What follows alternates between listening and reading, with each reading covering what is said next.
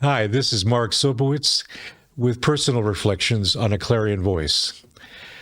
It's been brought to my attention recently that people seem to marginalize God out of their lives.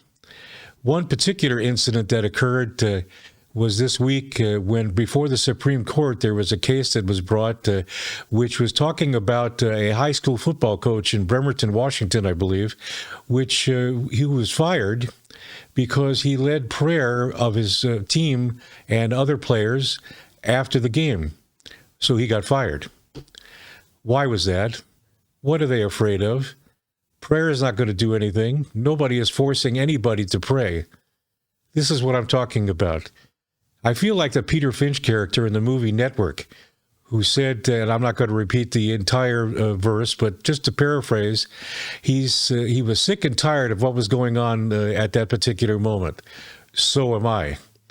I'm so tired of people marginalizing God and putting them to the side.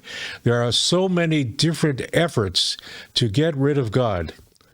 Now, why is that? Are they afraid of something? Are they afraid that God is going to do something? Do they think that they can actually control their lives without God? Let me tell you something. That's not true.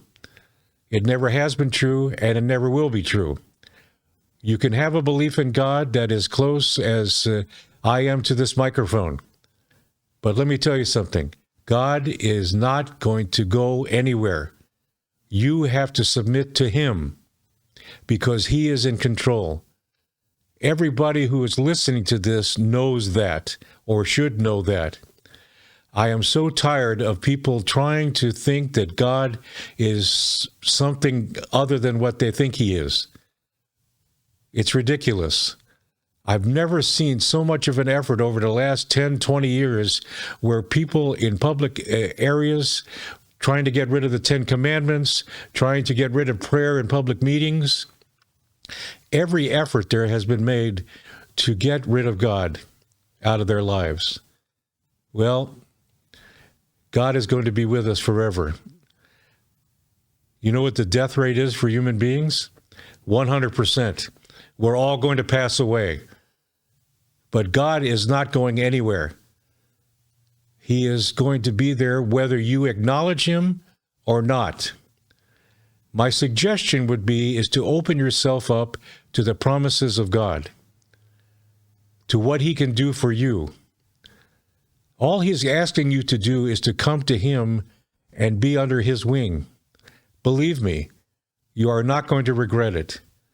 I've been through a lot of situations in my life over the last couple of years, some of which have been documented on a Clarion Voice.